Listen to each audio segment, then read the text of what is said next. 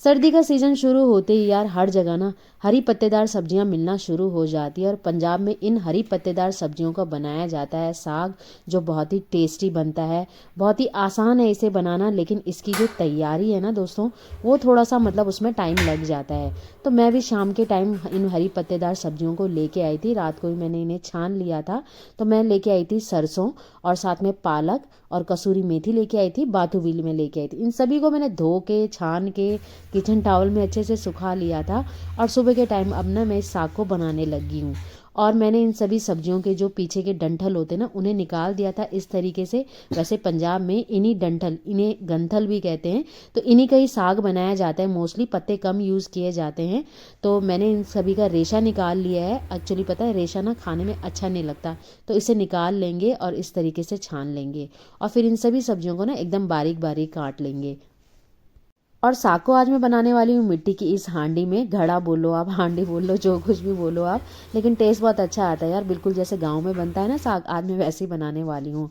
आप चाहे तो इस साग को प्रेशर कुकर में भी बना सकते हैं, लेकिन टेस्ट बहुत अच्छा आएगा अगर आप इस तरीके से बनाते हो तो मैंने पता है क्या किया, सारे साग को अच्छे से काट लिया है एकदम बारीक बारीक। और साग का जो रेशो रहेगा ना, वो जितना आपने राई ली होगी उसका आधा आप पालक ले लें, और पालक का आधा आप बाथू ले लें, और बाथू का आधा आप कसूरी मेथी ले लें।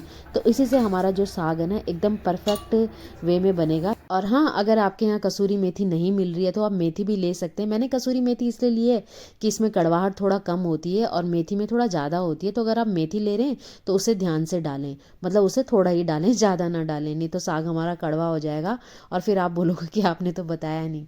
तो इस तरीके से हमने ना पूरी हांडी में साग को भर लिया है। और अभी आपको ये ज़्यादा लग रहा है ना, लेकिन जैसे ही ये पक जाएगा ना बिल्कुल कम हो जाएगा। तो चलिए, इसके बाद मैंने इसमें कम से कम 10 से 15 लहसुन की कली डाल दी है। आप चाहे तो पेस्ट डाल सकते हैं 1 टेबल स्पून के बराबर। 1 टेबल स्पून हम इसमें अदरक का पेस्ट भी डालेंगे। 2 हरी मिर्च डाल दी है मैंने।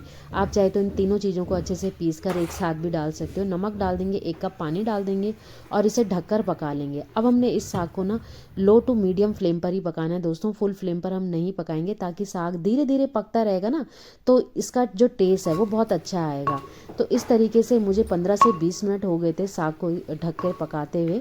और ये जो साग है ना धीरे धीरे मतलब कम होना शुरू हो गया है और पकना शुरू हो गया है। तो बस इसके बाद ली मैंने एक मथनी, आप बेलना भी ले सकते हो, करछी भी ले सकते हो। खूब अच्छे से इसकी गुटाई करेंगे। तो अब मैं इसमें डाल रही हूँ मक्की का आटा। 3 चम्मच मैंने मक्की के आटे को थोड़ा सा पानी के साथ मिक्स किया और इसे डाल देंगे। अगर डायरेक्ट डालेंगे ना मक्की का आटा तो इसमें गुठलियाँ पड़ जाती हैं, इस तरीके से डालेंगे तो गुठलियाँ नहीं पड़ेंगी। अच्छे से मिक्स कर लेंगे मथनी से, और इसे ना लगातार इसी तरीके से अब हमें घोटना है। और इसी से हमारा जो साग है ना दोस्तों बहुत टेस्टी बनेगा। और बिल्कुल हमें पेस्ट के जैसे इस साग को बनाना है, जैसे चटनी नहीं होती बिल्कुल वैसे ही। और साग को लो फ्लेम पर पकाते पकाते यार मुझे 50 मिनट से ऊपर ही हो गया, मतलब 1 घंटे से लगातार मैं इसी तरीके से इसे बनाकर तैयार कर रही हूँ। हाथों की तो बैंड बज गई है। इसीलिए यहाँ पे पंजाब में ना जब भी साग को बनाया जाता है तो 1 किलो या 2 किलो नहीं बनाया जाता, कम से कम 5-6 किलो आराम से साग बनता है। और उसके बाद इसे फ्रिज में स्टोर कर लिया जाता है, और जब भी खाना होता है ना तब भी इसमें फटाफट से तड़का देके इसे रेडी किया जाता है। तो हमारा साग भी बनकर तैयार हो गया दोस्तों। और हमने इस साग को सेम डे पे बनाकर यार नहीं खाया था, बल्कि मैंने अगले दिन इस साग को तड़का दिया था, क्योंकि साग हो भाई सरसों का और बना हो वो परसों का, तभी उसका टेस्ट बहुत अच्छा आता है। मैं ये एक तरह की कहावत बोल रही हूँ। सच बताऊँ तो उस दिन मुझे टाइम ही नहीं लगा इस साग को बनाने का, बल्कि अगले दिन हमने इसको एंजॉय किया। तो सरसों के साग के साथ यार मक्के की रोटी ना हो ऐसा तो हो ही नहीं सकता। तो मैंने एक मूली को ग्रेट कर लिया है, उसमें मक्की का आटा डाल दिया, अच्छे से मिक्स कर लेंगे। और ज़रूरत के हिसाब से हम इसमें गुनगुना पानी डालेंगे और इसका डो अच्छे से रेडी करेंगे। और मक्की के आटे का डो लगाते समय दोस्तों हमें बस यही ध्यान रखना होता है कि जितना अच्छे से हम इसका आटा लगाएंगे ना, तो उतना ही थोड़ा सा आसानी रहेगी इसकी रोटियां बेलने में। तो हथेली के हाथ का जो नीचे वाला हिस्सा होता है ना, उसी से हमें इस आटे को अच्छे से मसलना है। यानी तब तक इसे मसलेंगे जब तक कि आटे में अच्छे से एक लचक ना आ जाए। उसी से हमारी जो आटे की रोटियां हैं ना वो आराम से बनेंगी, फिर ज़्यादा नहीं फटेंगी। नहीं तो इसे बनाना ना थोड़ा सा मुश्किल होता है।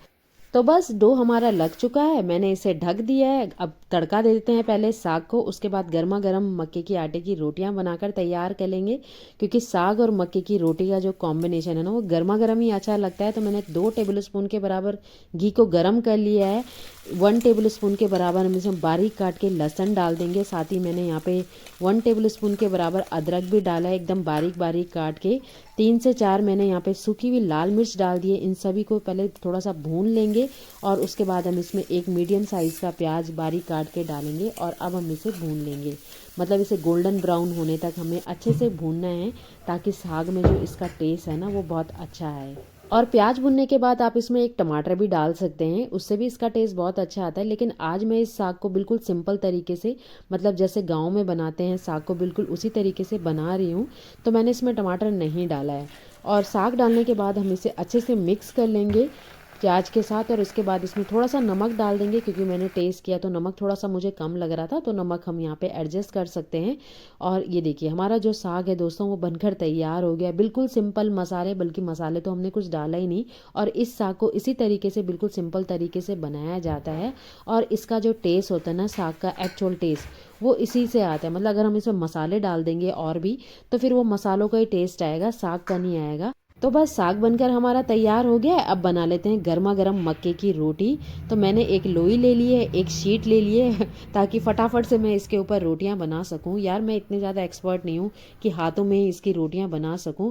अगर आप एक्सपर्ट हैं दोस्तों तो आप बना सकते हैं हाथों पे, लेकिन मैं कोई रिस्क नहीं लेना चाहती, तो मैंने ये शीट ले ली है। बड़ी आसानी से इसके ऊपर फटाफट से बन जाती है। आप चाहे तो 2 तवे रख सकते हैं और जल्दी से इसकी रोटियां बनाकर तैयार कर सकते हैं अगर आपके गेस्ट बैठे हों तो। और शीट पर फटाफट से यार ये रोटियां बन भी जाती हैं, ज़्यादा टाइम नहीं लगता। हाँ, हाथों में आप इन रोटियों को बनाकर तैयार कर सकते हो, लेकिन मुझसे तो ये थोड़ा सा छोटी बनती है, इसीलिए मैंने शीट पे ना इसे इस तरीके से बनाकर तैयार कर लिया है। और दोनों तरफ से हम इन रोटियों को अच्छे से सेक लेंगे। और मक्के की रोटी के साथ अगर गर्मा गर्म घी मिल जाए या बटर मिल जाए ना ऊपर से, तो मज़ा ही कुछ और है। वैसे भी हमने इस आटे के साथ मूली मिलाई है, तो एक तरीके से ये पराठा ही बन चुका है। बस हमने इसमें घी तेल लास्ट में लगाना है।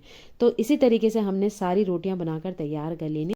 तो बस दोस्तों हमारा लंच बनकर हो गया है वही तैयार। गर्मा गर्म मक्के की रोटी और सरसों का साग एकदम मस्त कॉम्बिनेशन है। आप भी इस सर्दियों में इसे ज़रूर बनाना, क्योंकि जो साग है ना वो केवल सर्दियों में ही आता है।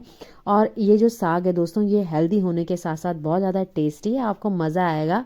और मक्के की रोटी के साथ तो ये ज़बरदस्त लगता है। तो एक बार ट्राई करना तो बनता ही यार। अगर आप इस तरीके से इसे ट्राई करते हो और आपको रेसिपी पसंद आती हो तो कमेंट करके मुझे ज़रूर बताना।